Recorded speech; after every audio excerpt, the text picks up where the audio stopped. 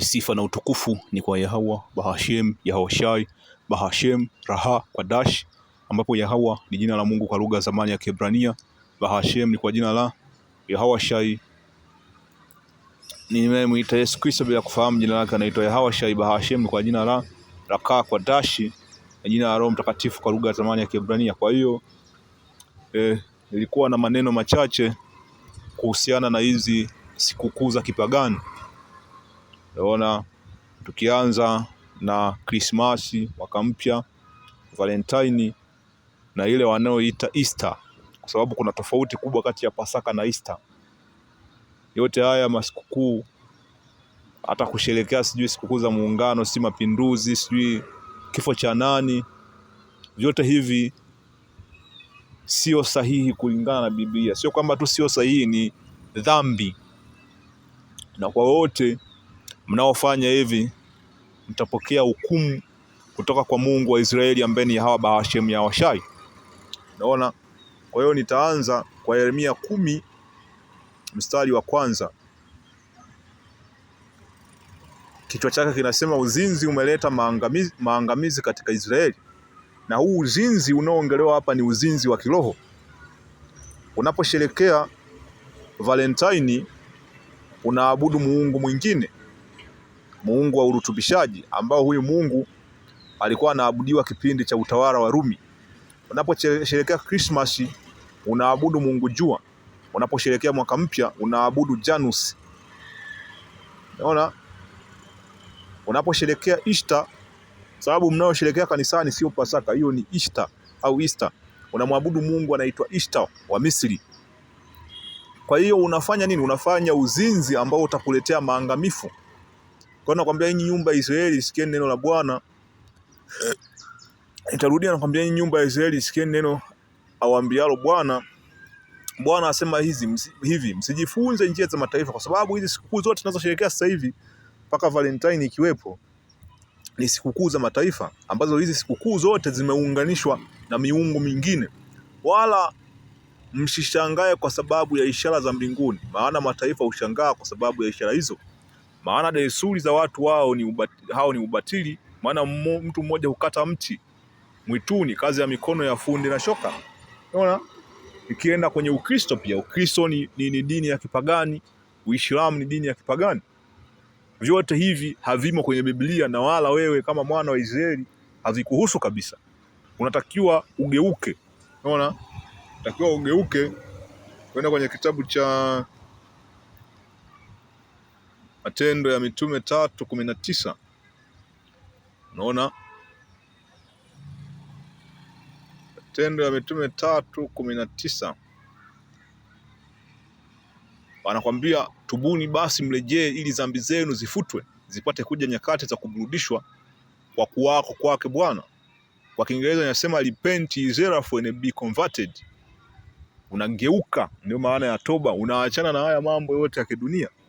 Si mambo ya kusherehekea siku ya kuzaliwa. Unaona? Ukienda kwenye kitabu cha Ayubu, Biblia inakwambia hautakiwi kusherehekea siku ya kuzaliwa. Ngoja nikuonyeshe. Kwa hiyo hiki ni kitabu cha Ayubu 3. Kichwa cha habari kinasema Ayubu ailaani siku aliyozaliwa. Kwa hiyo kusherehekea siku uliozaliwa inaenda kinyume na maandiko. Anakuambia baada ya hayo Ayubu akafunua kinywa chake na kuilaani siku yake.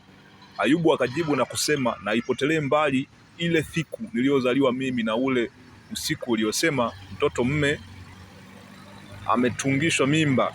Siku hiyo na iwe giza, Mungu asiangalia toka juu, wala mwangaza usiuangazie.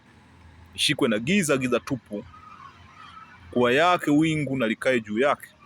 Tena usiku huo na ushikwe na giza kuu, usihesabiwa katika siku za mwaka, wala kutiwa katika hesabu ya miezi.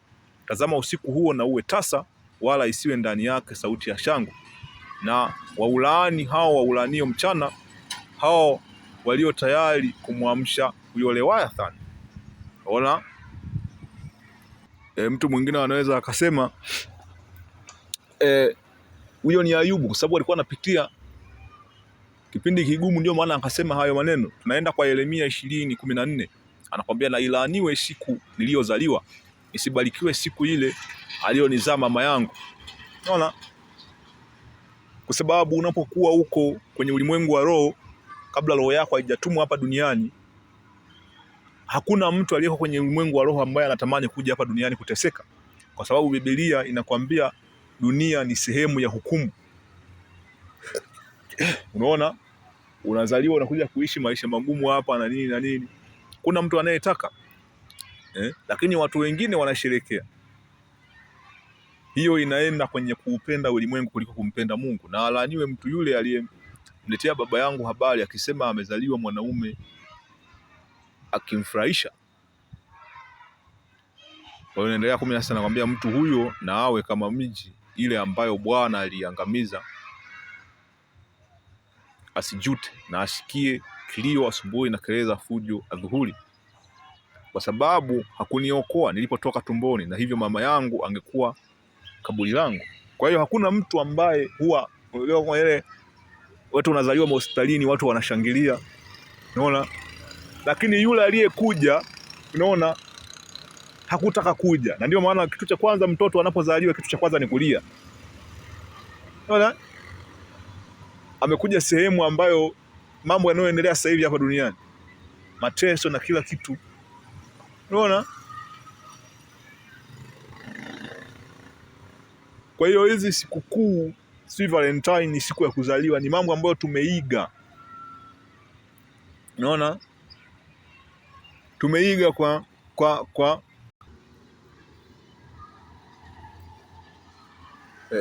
tunaendelea hapa Mithali 3:31 nasema usimhusudu mtu jeuli, wala usichague mojawapo ya njia zake. Sababu haya mambo yote tumeinga kwa wazungu. Ukienda nyuma, hata tukiwa hapa Afrika, achilia mbali tulipokuwa Israeli tunakaa katika taifa la Israeli, tulikuwa tusherekee mambo yote. Ndio maana kwenye Biblia hayajaandikwa. Unaona, haya mambo yalikuwa ni mambo ya mataifa. Unaona, hata tulipokuja Afrika, haya mambo yote yamekuja na kuenea zaidi kipindi cha mitandao ya kijamii. Tunajifunza kutoka kwa nani? Tunajifunza kutoka kwa wazungu ambao Biblia inawataja kuwa wajeuri na wakaidi, watoto ambao wazungu ni watoto wa Esau. Kwa hiyo haya si mambo yetu, na Biblia inaonya vikali kuhusiana na haya mambo, kwa sababu ni swala la unajihusisha kwenye kuabudu miungu mingine, na dhambi ya kuabudu miungu mingine sio ndogo. Anakuambia Kutoka 20 nitaanzia mstari wa kwanza, anakuambia Mungu ambaye ni Yahweh Hashem Yahweh akanena maneno haya yote, akasema, mimi ni Bwana Mungu wako Yahweh Hashem Yahweh niliyekutoka katika nchi ya Misri, katika nyumba ya utumwa. Usiwe na miungu mingine ila mimi. Usijifanyie sanamu ya kuchonga wala mfano wa kitu chochote kilicho juu ya mbingu wala kilicho chini duniani wala kilicho majini chini ya dunia. Usivisujudie wala kuvitumikia, kwa kuwa mimi Bwana Mungu wako ni Mungu mwenye wivu, na wapatiliza wana maovu ya baba zao hata kizazi cha 3 na cha 4 cha wanichukiao. Naona akaendelea kumwambia, nami na warehemu maelfu wanipendao na kuzishika amri zangu.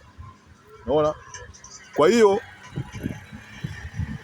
wewe unaweza ukajiuliza, kwani mimi na visujudia na viabudu? Mbona mimi sifanyi hivyo?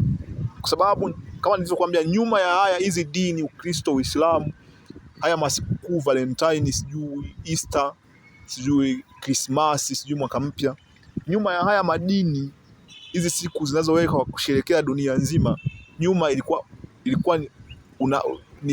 ni siku ya kuabudu miungu mingine. Kwa hiyo kwa huku wewe wamekuletea, wameyafumbafumba kwa sababu haujui historia yake.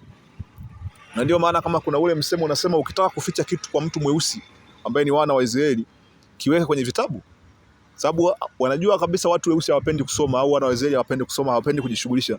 Kwa hiyo hawatajua chimbuko la Ukristo, chimbuko la Christmas, chimbuko la mwaka mpya, chimbuko la Easter, hata haya masikukuu mengine tunaosherehekea, sijui muungano, sijui nini, uhuru, sijui na nini. Yote haya yanahusisha na kuabudu miungu mingine ambayo wewe unatakiwa unawe mikono yako.